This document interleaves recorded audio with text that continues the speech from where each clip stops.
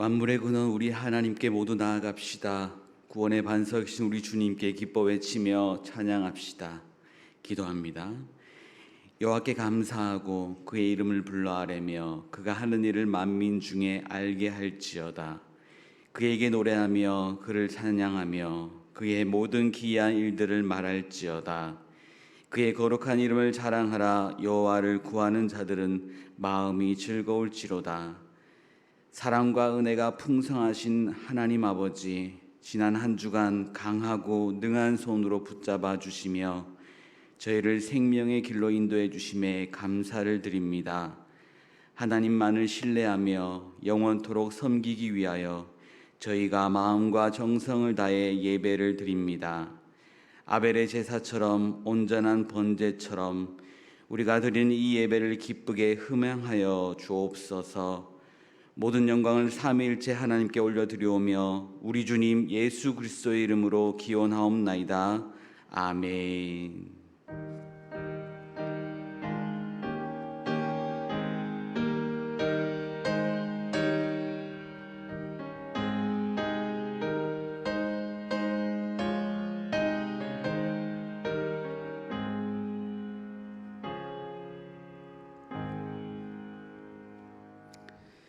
찬송가 29장을 다 함께 찬양하겠습니다. 찬송가 29장입니다.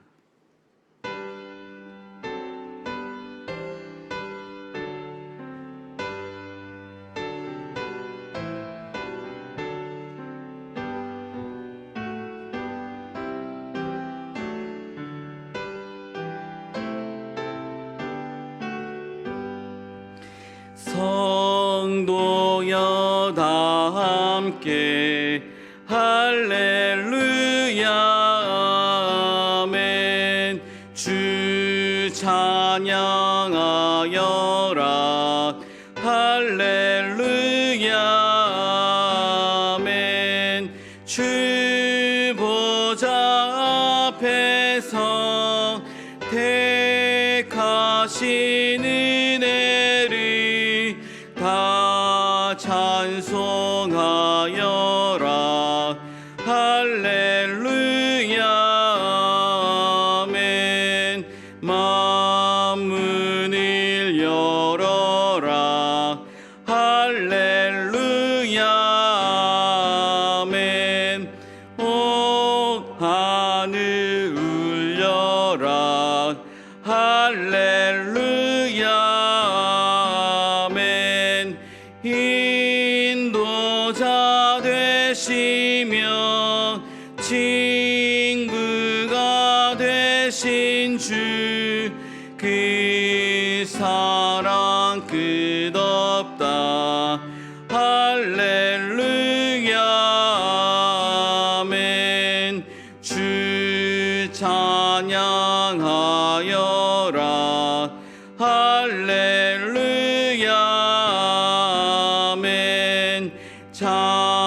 찬양은 끝없다 할렐루야 아멘. 거룩한 집에서 은총 기리며 늘 찬송 부르자 할렐루야.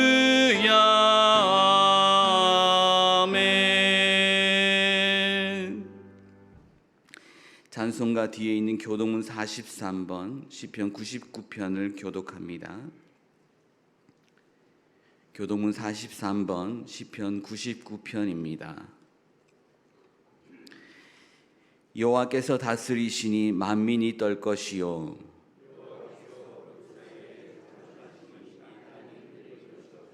시온에 계시는 여호와는 위대하시고 모든 민족보다 높으시도다.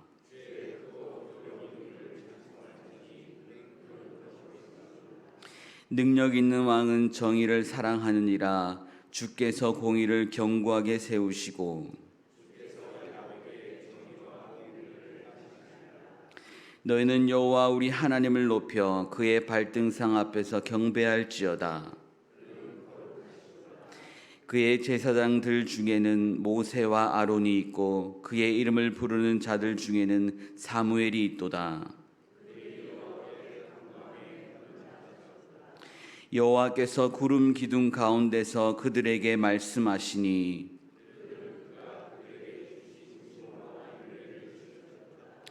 여호와 우리 하나님이여 주께서는 그들에게 응답하셨고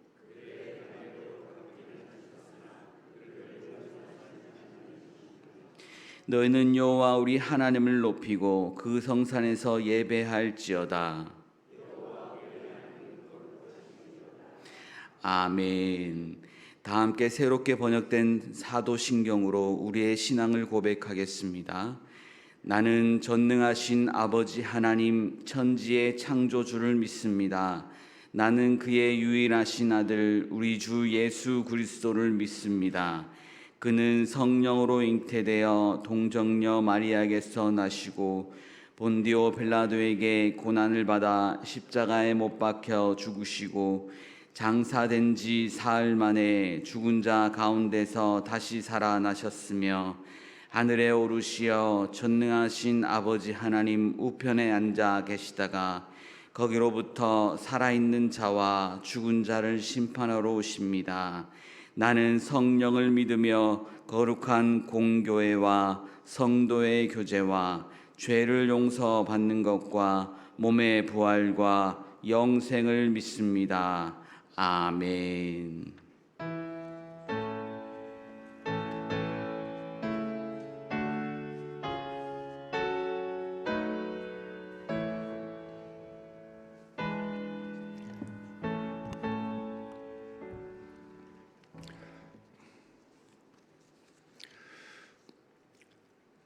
다 함께 기도드리겠습니다. 만복의 근원이 되시는 하나님 아버지, 오늘도 변함없이 복된 주일을 허락하시고 저희들을 주님의 전으로 불러주셔서 찬양과 경배를 드리게 하시니 진심으로 감사를 드리옵나이다.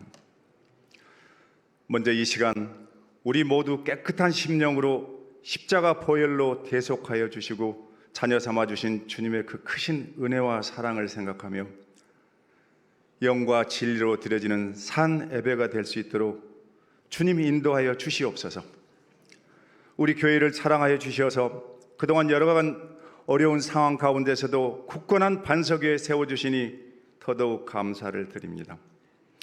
2024년도에는 부흥을 향하여 달려가는 가운데 어느덧 상반기를 마무리하고 이제 하반기 사역이 시작이 됩니다.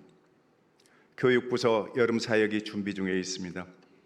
주님이 함께하여 주셔서 다가오는 여름 성경학교를 비롯한 모든 행사마다 성령 충만하고 은혜 충만하여 알찬 열매를 맺을 수 있도록 주님 도와주시옵소서.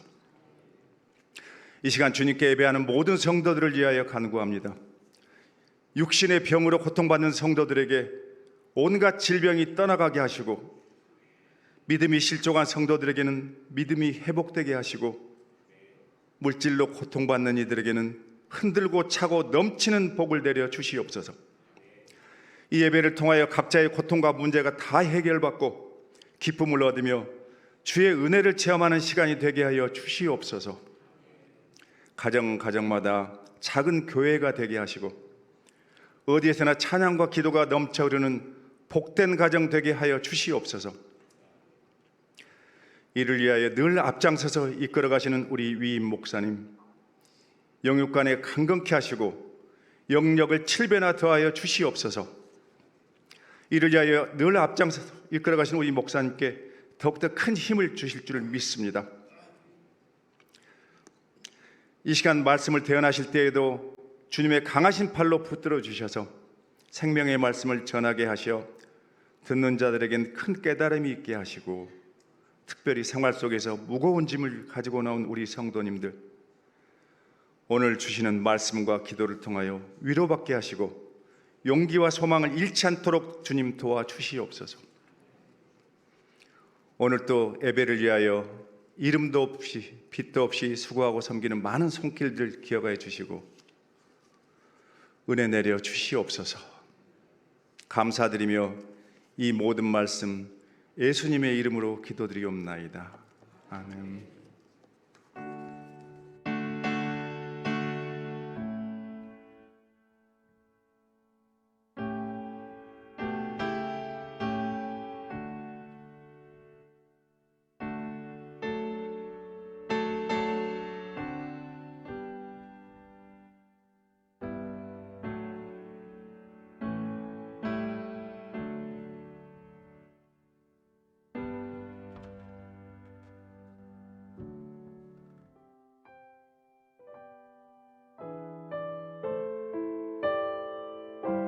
(6월) 다섯째 주 교회 소식입니다.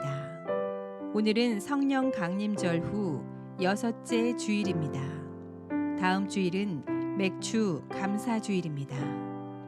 오늘 30일 주일 찬양 예배는 가정 예배로 대신하여 드립니다. 예배 순서지는 안내석에 준비되어 있습니다. 다음 주일 주일 찬양 예배는 교사 헌신 예배로 드려집니다. 일영교회 문재진 담임 목사님께서 설교해 주십니다. 5, 6월 새가족 교육 수료식이 오늘 3부 예배 시 진행됩니다. 새가족 환영회가 오늘 30일 3부 예배 후 교회 식당에서 있겠습니다. 교회 학교 여름 성경학교 및 수련회 일정이 나왔습니다. 성도님들의 적극적인 기도와 관심 부탁드립니다. 아울러 여름 성경학교 및 수련회 찬조금은 교육위원회 이름으로 헌금하시기 바랍니다. 7, 8월은 구역 모임 방학 기간입니다. 구역장 권찰 야유회 소식입니다. 7월 2일 화요일 오전 8시 30분에 교회에서 출발하여 여주로 이동합니다. 각 부서 및 기관장 회의가 다음 주일 3부 예배 후 본당에서 있겠습니다. 주일 점심 식사 배신 및 봉사 담당은 이번 주에는 가정 예배로 쉬며 다음 주는 동부 1-3B 구역에서 섬겨 주시겠습니다. 다음 주 주방 섬김이로는 김계숙, 최현숙, 박상미, 김명순, 정현숙 권사님께서 섬겨 주시겠습니다. 범사에 감사하는 마음으로 신숙희 집사님, 김재훈 성도님 가정에서 꽃꽂이로 찬조해 주셨습니다. 이상으로 교회 소식을 마칩니다. 광림내 교회 성도 여러분 힘내세요. 주님께서 하십니다.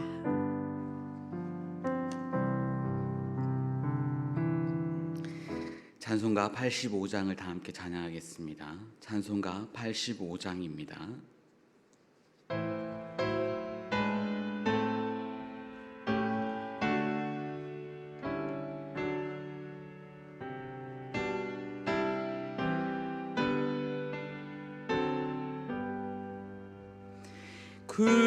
구주를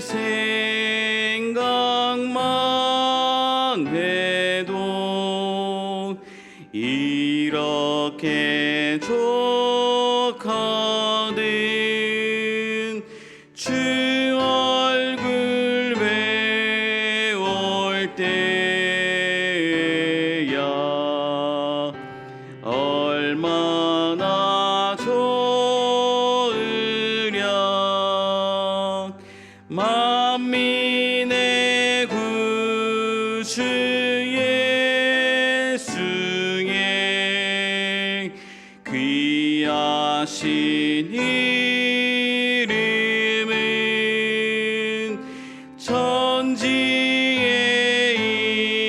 있는 이름 주 비할 데 없도다. 참에게 하는 자에게 소망이 되시고 구하고 찾는 자에게 기쁨이 되신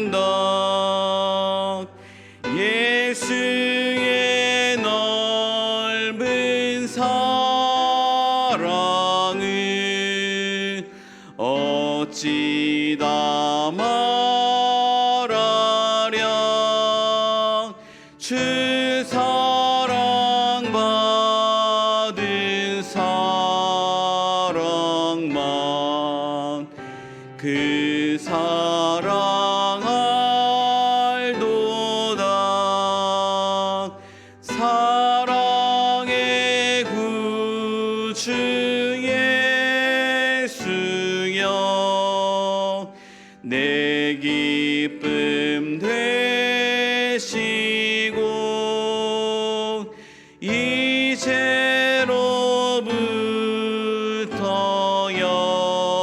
영원히 영광이 되소서.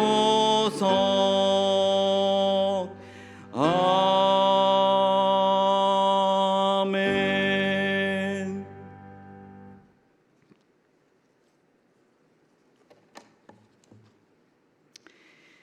오늘 우리에게 주신 하나님의 말씀은 고린도전서 11장 1절에서 7절의 말씀입니다. 고린도전서 11장 1절에서 7절의 말씀은 신약성경 276쪽입니다.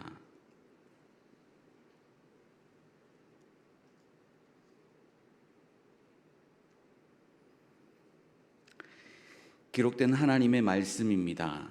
내가 그리스도를 본받는 자가 된 것 같이 너희는 나를 본받는 자가 되라.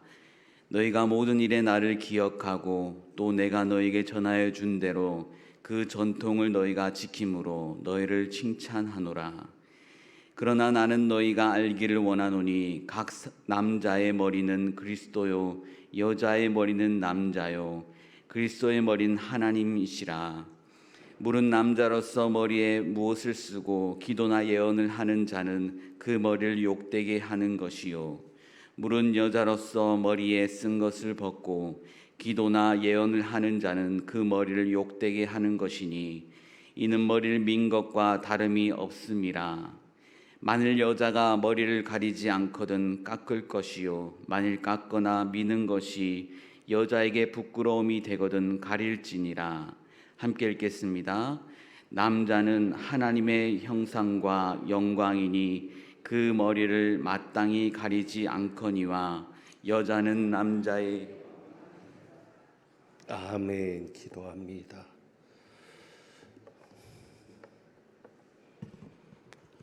하나님 아버지, 이제 말씀 앞에 섭니다. 깨닫게 하시고 들을 수 있는 길을 여셔서 하나님의 말씀이 새겨지며 그 말씀대로 순종하게 되며 말씀대로 변화되고 삶에서 열매로 나타나는 저희들 되게 하옵소서. 우리 주님 예수 그리스도의 이름으로 기도하옵나이다. 아멘. 주보에 보면 가정예배 본문이 있는데 오늘 고린도전서 11장 8절에서부터 16절까지 말씀인데 오늘은 1절부터 봉독했습니다. 그래서 어제 말씀과 묶어서 1절부터 16절까지 말씀을 묵상하고 새겨보려고 합니다. 오늘 말씀의 제목이 여성을 무시하는 바울이라는 제목입니다. 그런데 거기에 물음표가 붙었습니다. 그 얘기는 바울은 절대 여성을 무시하지 않았다는 말씀이고 남성과 여성이 교회 안에서 차별을 받거나 평등하지 못한 존재로 여김을 받아서는 안 된다는 말씀입니다. 바울이 정말 여성을 무시하고 있는가? 오늘 본문을 보면 그런 생각이 들기도 하는데 3절입니다. 3절에 보면 그러나 나는 너희가 알기를 원하노니 각 남자의 머리는 그리스도요 여자의 머리는 남자요 그리스도의 머리는 하나님이시라. 그래서 여자의 머리는 남자다라는 표현을 하고 있습니다. 그리고 8절에 보면 남자가 여자에게서 난 것이 아니요 여자가 남자에게서 났다. 그래서 여자가 남자에서 났다라고 말을 하고 9절에서는 또 남자가 여자를 위하여 지음을 받지 않고 여자가 남자를 위하여 지음을 받았다. 그러니까 여성은 남성을 위해 지음을 받았다라고 이야기를 합니다. 그러니 바울은 여자를 무시하고 있는 것 아니냐라는 생각이 들 수 있고요. 특별히 고린도전서 14장 34절에서 보면 심지어 이렇게 말합니다. 여자는 교회에서 잠잠하라. 여자는 교회에서 잠잠해라. 그리고 35절에 여자가 교회에서 말하는 것은 부끄러운 것이다 라고까지 말하고 있습니다. 자, 그러니 이런 구절들을 종합해 보면 바울은 여성을 무시하는 것 아니냐라는 생각이 들 수 있습니다. 그래서 오늘 이 구절을 묶어서 함께 묵상하는데 제가 말씀드린 대로 물음표를 붙였습니다. 이 말씀은 여성을 무시하기 때문에 한 말이 아니다라는 것을 전제로 여러분들이 생각하셔야 합니다. 왜냐하면 바울은 다른 서신에서는 여성을 인정하고 있기 때문입니다. 고린도전서 11장과 14장에서만 여성을 무시하는 듯한 말을 하지 다른 서신에서는 여성을 인정합니다. 그러니 오늘 이 말씀은 고린도 교회라고 하는 특수한 상황에서 있었던 말씀으로 볼 수 있는데 바울이 여성을 무시하고 있지 않다는 것을 몇 가지를 살펴보면 로마서 16장 1절에는 베베라고 하는 여성이 등장합니다. 베베는 겐그레아 교회의 일꾼이었습니다. 그런데 바울이 로마 교회에 이 여성인 베베를 천거합니다. 그러면서 교회 일꾼으로 있는 겐그레아 교회 일꾼으로 있는 베베를 천거한다 하면서 일꾼이라는 말을 쓰고 있습니다. 여자에게 일꾼이라는 말을 붙이고 있습니다. 그 일꾼은 디아코노스입니다. 오늘 우리가 집사라고 번역하고 있는 이 디아코노스, 그런데 단순한 집사가 아닙니다. 왜냐하면 이 베베라는 여성에게 붙인 디아코노스가 바울 자신에게도 사용하고 있기 때문입니다. 우리가 보았던 고린도전서 3장에 보면 바울이 아볼로를 언급합니다. 바울과 아볼로를 언급할 때 이렇게 이야기를 하죠. 믿게 한 사역자들이다. 우리는 그저 믿게 한 사역자들이다. 그 사역자라는 단어가 디아코노스입니다. 그러니까 바울도 자신에게 디아코노스라고 쓰고 있는데 그 말을 여성인 베베에게도 쓴다는 것입니다. 그러니 바울은 절대 여성을 무시하는 것이 아니다라는 것입니다. 고린도전서 16장 19절에 고린도 교회 유명한 부부가 등장하죠. 아굴라와 브리스가입니다. 아굴라와 브리스가. 그래서 이 아굴라는 남편의 이름이고 브리스가 혹은 브리스길라 해서 여성 아내의 이름인데 이 고린도에는 아굴라와 브리스가 해가지고 남편의 이름을 먼저 언급하지만 로마서와 디모데 후서에는 오히려 브리스가를 먼저 언급합니다. 그래서 브리스가와 아굴라. 그러니 다른 서신에서는 오히려 남편의 이름보다 누구 이름을 앞세우고 있어요?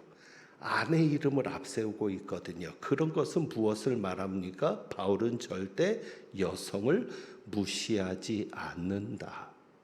그것을 우리가 알아야 합니다. 자, 오늘 그러면 이제 이 논점이 어떻게 생겼느냐라는 것인데 4절입니다. 4절을 보시죠.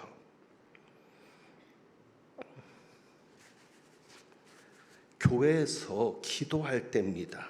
4절에 보면 무릇 남자로서 머리에 무엇을 쓰고 기도나 예언을 하는 자는 그 머리를 욕되게 하는 것이요.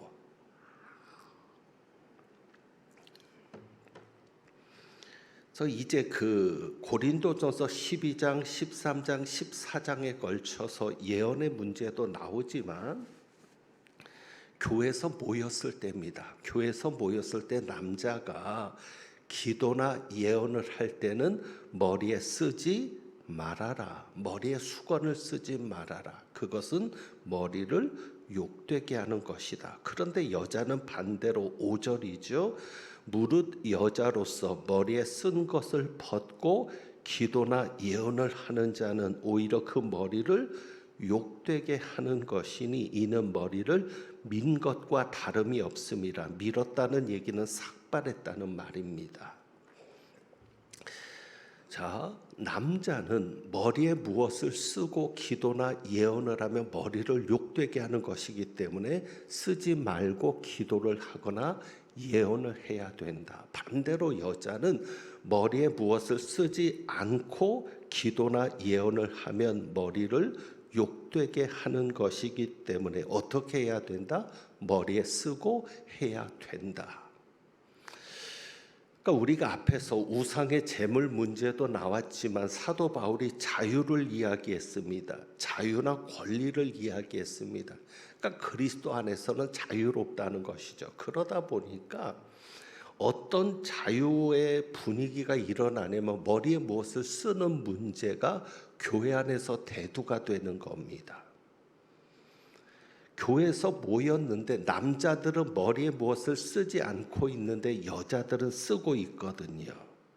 그러니까 이런 얘기가 나올 수 있습니다. 우리가 여권 신장이라고 생각해도 좋을 수 있겠는데 왜 남자는 쓰지 않는데 여자만 써야 되느냐? 이것을 문제로 제기했다는 것입니다. 남자와 여자가 똑같아야 되는 거 아니냐? 남자가 쓰지 않았으면 여자도 쓰지 않아야 되는 것 아니냐? 그래서 이것에 대한 문제를 제기했기 때문에 사도 바울이 그것을 말하고 있습니다. 그래서 결론은 그거죠. 남자는 쓰지 말아라. 쓰지 않는 것이 맞다. 여자는 반대로 머리에 수건을 쓰고 기도나 예언을 하는 것이 맞다. 바울이 그것을 주장하는데 두 가지 면으로 주장을 합니다. 하나는 문화적인 면에서 주장을 합니다.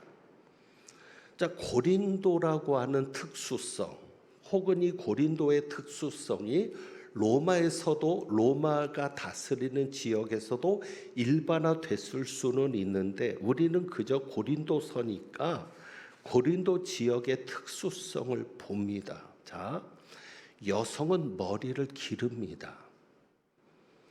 머리를 기르는데 일반 여성들은 머리에 무엇을 쓰고 다닙니다.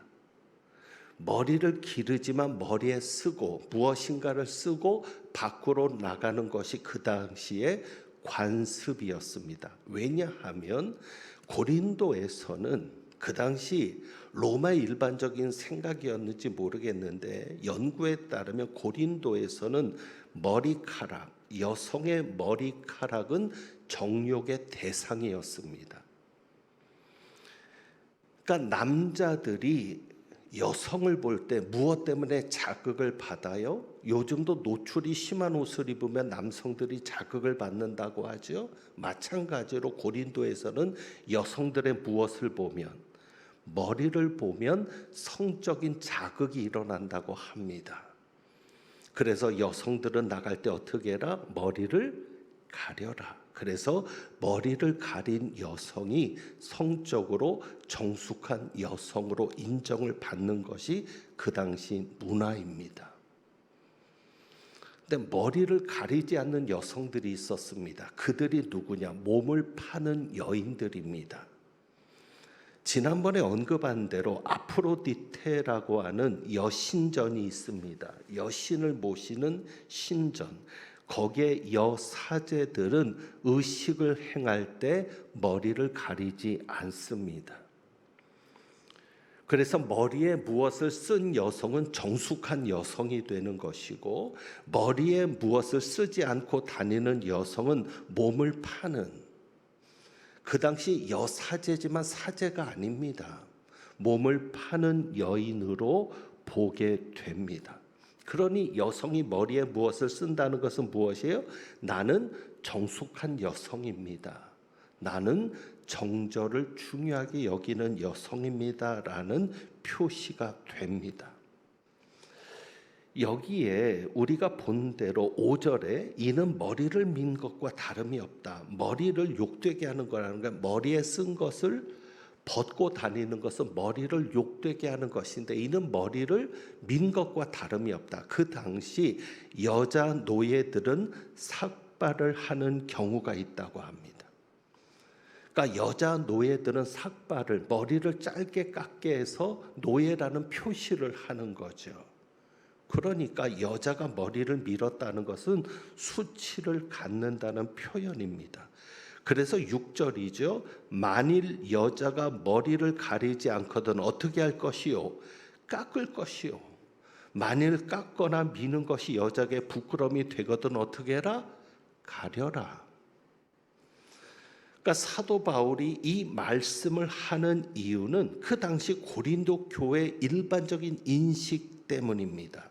그래서 두 가지인데, 여성이 머리를 가린다, 머리에 무엇을 쓴다라는 것은 고린도 교회에서 남자에게 속한 여자라는 표시입니다. 나는 남자에게 속한 여성입니다. 그리고 나는 정숙한 여성입니다라는 표현입니다. 자, 그래서 이것이 고린도 교회의 상황이지만 여자가 남자에게 속했다. 이것이 머리에 수건을 쓰는 것으로 표현되었지만 실제로 바울이 두 번째로 얘기하는 것은 무엇이죠? 창조에 대해서 말하면서 창조 속에서도 그것이 드러난다고 하는 겁니다. 그러니까 사도 바울이 이제는 문화적인 측면에서 얘기를 했다면, 그러니까 문화적인 측면에서 만약에 누가 새로운 교인이 교회에 들어왔는데 여자들이 다 머리에 쓰고 있지 않아요. 그러면 잘 모르는 사람들은 교회 들어와서 어떤 생각을 하겠어요? 야, 여기 교회 다니는 여자들은 다 천한 여자들인가 보다. 여기 교회 다니는 여자들은 다 몸을 파는 여인들 아니야? 아니면 스스로 그 성적인 것에 대해서 지키려고 하는 마음이 없는 여성들 아니야? 왜? 일단 우상을 섬기는 이방 신전에 가면 그런 여자들이 널렸으니까, 사제라는 이름으로. 그러니까 교회에서도 그런 여성들을 만나면 똑같이 오해할 수 있어요, 없어요? 있어요. 함부로 할 수 있는 거죠. 그러니까 바울이 뭐라고 얘기해요? 여자는 머리에 써라. 그래서 정숙한 여인이며 남자에게 속한 표시인 여인인 것을 보여주라. 그러면서 성경에도 그것이 타당하다라고 말하는 것이죠. 자, 그래서 창조질서 측면에서도 그렇죠. 8절입니다. 맞죠? 남자가 여자에게서 난 것이 아니오 여자가 남자에게서 났으면 맞습니다. 왜? 하나님께서 여자를 무엇으로 만드셨어요? 무엇으로? 아담의 갈비뼈로. 그래서 여자들이 센 겁니다. 남자는 흙으로 만들었는데 여자는 뼈로 만들었거든요. 웃으라고 한 얘기인데 웃지도 않고.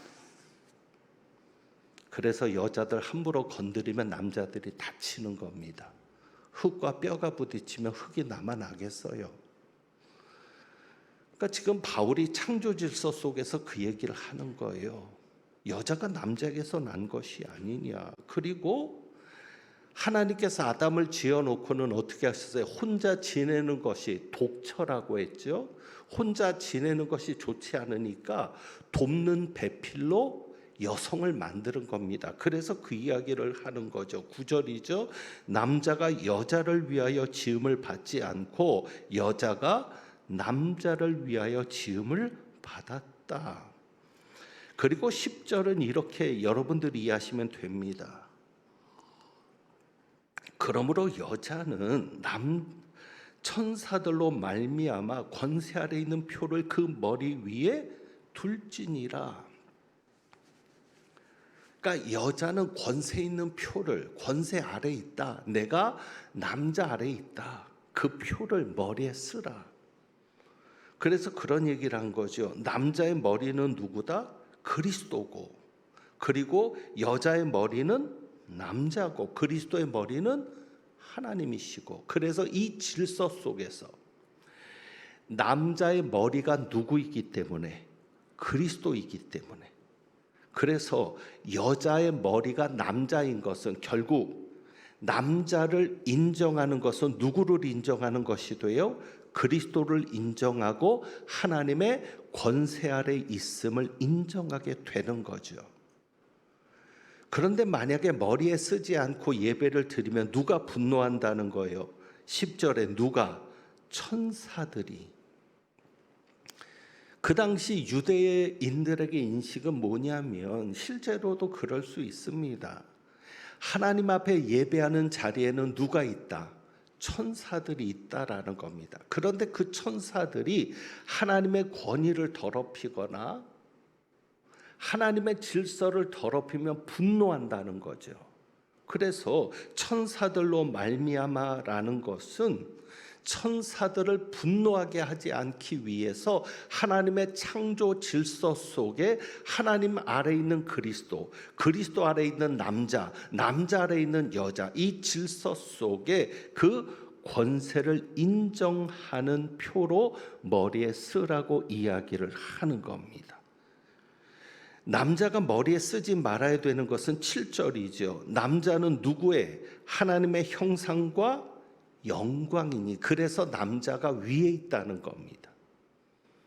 남성 자체가 우월한 게 아니라 하나님의 형상으로 남자는 지음받았잖아요.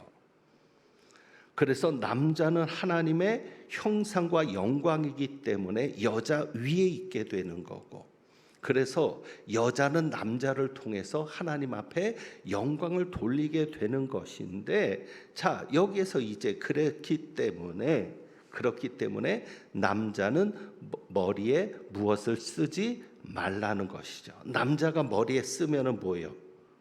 하나님의 형상과 영광을 가리우는 것이 되고, 그러니까 이 수건이라고 하는 것이 무엇입니까? 이 수건은 권세 아래 있는 표시가 됩니다. 권세 아래 있는 표시가 수건입니다. 바로 그것이죠. 그래서 권세 아래 있는 표, 자 10절입니다. 그러므로 여자는 천사들로 말미암아 권세 아래 있는 표를, 이 권세 아래 있는 표가 수건이죠. 그 머리 위에 둘지니라. 그러니까 남자의 머리는 누구예요? 그리스도인데 그리스도에게 수건을 씌웠다. 남자가 예를 들어 머리에 수건을 쓰면 그리스도 위에 수건을 씌웠다. 그러면 그리스도가 다른 누군가의 권세 아래 있게 하는 거잖아요. 왜? 권세 아래 있는 표가 수건이니까. 그래서 남자는 쓰지 말고 여자는 쓰라. 저는 이것을 동성연애 관점에서도 보려고도 합니다. 왜냐하면 왜 남자들이 머리에 수건을 쓸까? 자기를 스스로 뭐라고 생각하는 거예요? 여자로 생각하는 거죠. 나는 여자야. 그래서 어쩌면 그런 문화적인 것 때문에 남자들이 쓰는 자도 있지 않을까. 그래서 사도 바울은 남자는 쓰지 말고 이것을 언급하는 것은 아닐까라는 생각을 합니다. 자, 사도 바울이 여성을 무시하는 게 아니라 이런 창조 질서 속에서 교회가 오해를 받지 말아야 된다는 것이죠. 그래서 여기에 보면 여성들에게 기도나 예언을 하지 말라는 건 아닙니다. 5절이죠. 무릇 여자로서 머리에 쓴 것을 벗고 기도나 예언을 하는 자는, 그래서 기도나 예언을 여자는 하지 말아야 된다라는 말씀이 아니고 여자도 기도할 수 있다. 대표 기도할 수 있고 여자도 예언할 수 있다. 그것이 성령의 은사가 나오는 고린도전서 12장과 14장. 예언을 할 수 있다. 단 여성이 기도나 예언을 할 때는 무엇을 해라? 머리에 수건을 쓰고 해라. 자, 그러면 이제 고린도전서 13장 34절 여자는 잠잠해라 라고 말하는 것은 무엇일까? 여자는 교회에서 잠잠해라. 고린도 교회가, 여러분이 다시 찾아보겠습니다. 고린도전서 14장 34절을 찾아서 전체를 쭉 훑어보시면 전체 맥 속에서 이야기를 해야 돼요.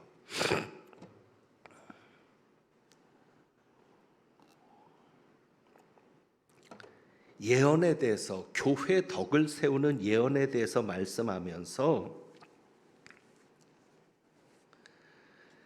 예언하는 자들의 영은 예언하는 자들에게서 제재를 받는다 하면서 하나님은 무질서의 하나님이 아니시요 모든 오직 화평의 하나님이시니라. 모든 성도가 교회에서 함과 같이 여자는 교회에서 잠잠하라. 그러니까 예언에 관련된 말씀을 쭉 하면서 여자는 교회에서 잠잠하라는 거예요. 그러니까 여자는 무조건 교회에서 침묵을 지키라는 의미가 아니라 무엇을 하지 말아라? 예언을 하지 말아라. 그 얘기죠. 왜요? 우리가 자세하게 그 당시의 상황은 모르겠지만 아마도 고린도 교회는 특별히 예언하는 자들이 많이 나타났는데 그 중에 누가 많았을 것이라는 거예요. 여성들. 그런데 이 여성들의 예언이 정말 하나님에게서 온 예언인가 싶을 정도로 문제가 많아졌다는 것이죠. 오히려 남성들을 무시하고 여성 예언자들이 너무 활개를 치게 되니까 그 여성 예언자들에게 자제를 권고하는 내용입니다. 자, 그리고 또 한 가지 35절. 만일 무엇을 배우려거든 집에서 자기 남편에게 물을 찌니, 여자가 교회에서 말하는 것은 부끄러운 것이라. 이게 뭘까요?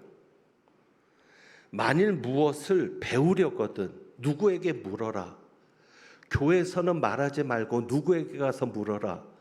남편에게 물어라. 이것은 남편을 통해서만 네가 이야기할 수 있다라는 의미일까요?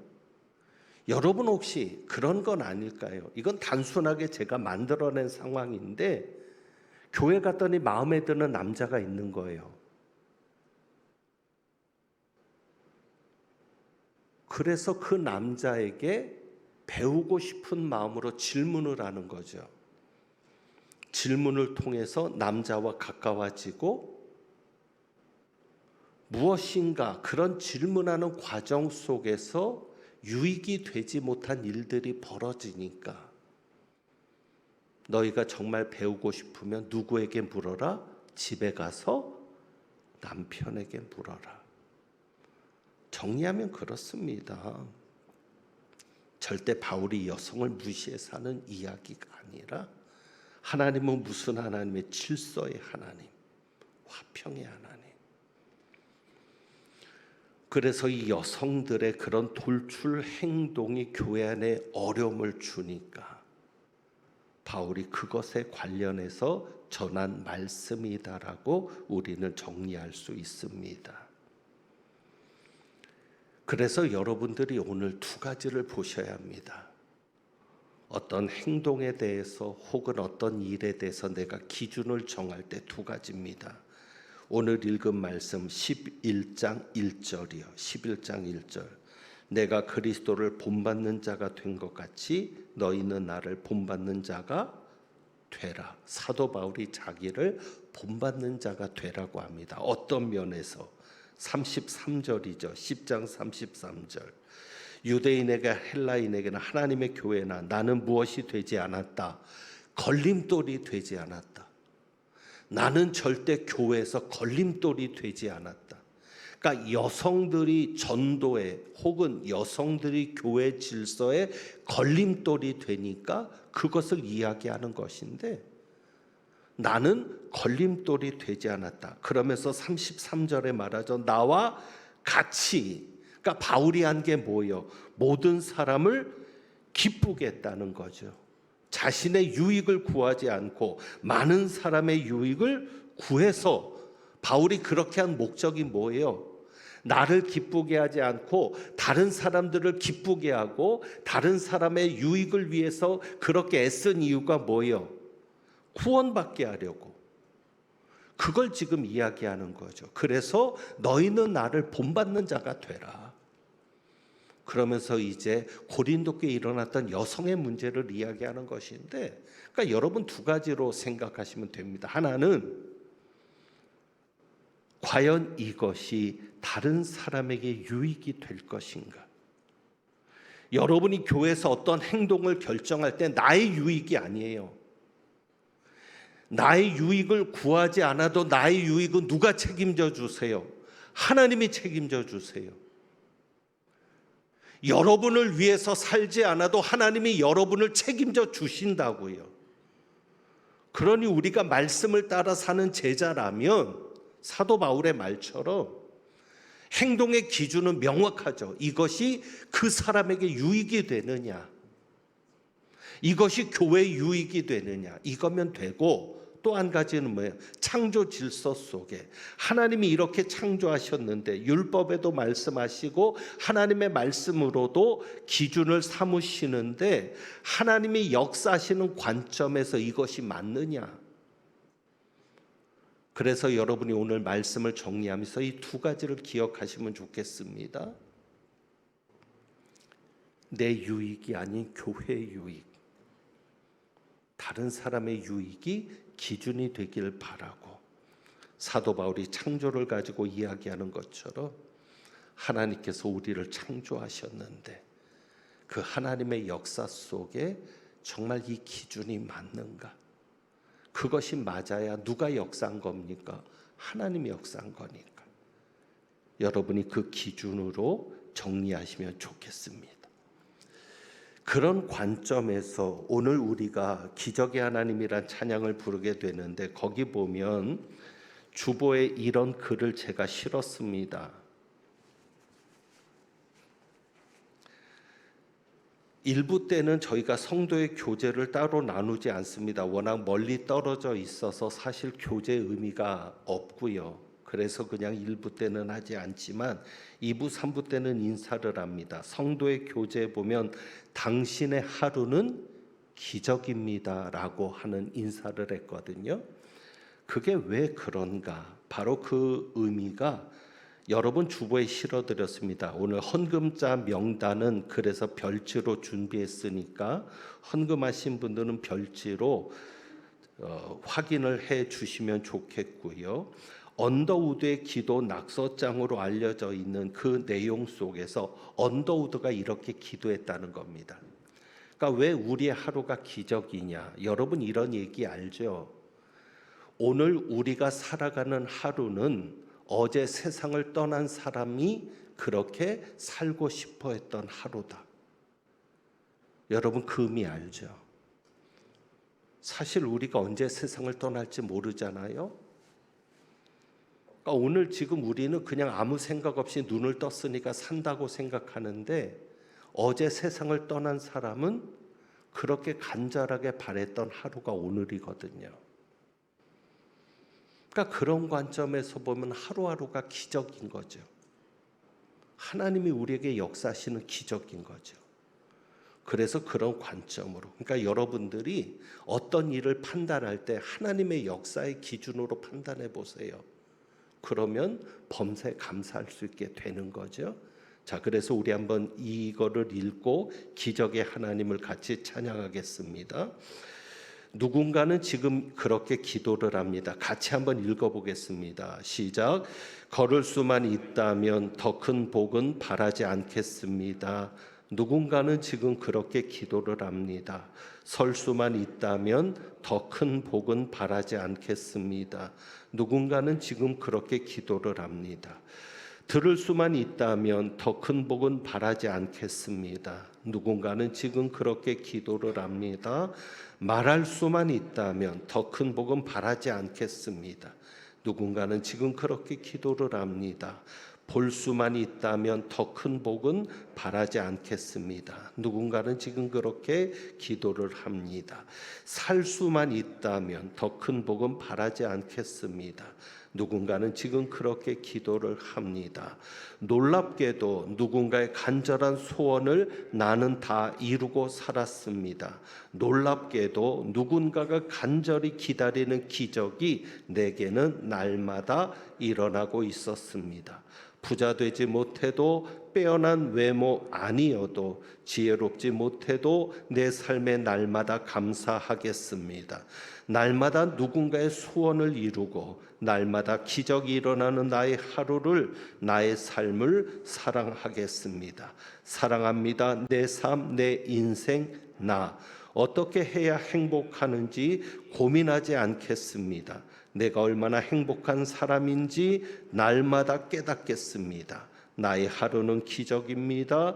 나는 행복한 사람입니다. 나는 행복한 사람입니다. 그렇습니다. 누군가가 그렇게 간절히 원하는 일들이 우리에게는 일어나고 있습니다. 우리 기적의 하나님 같이 찬양합니다.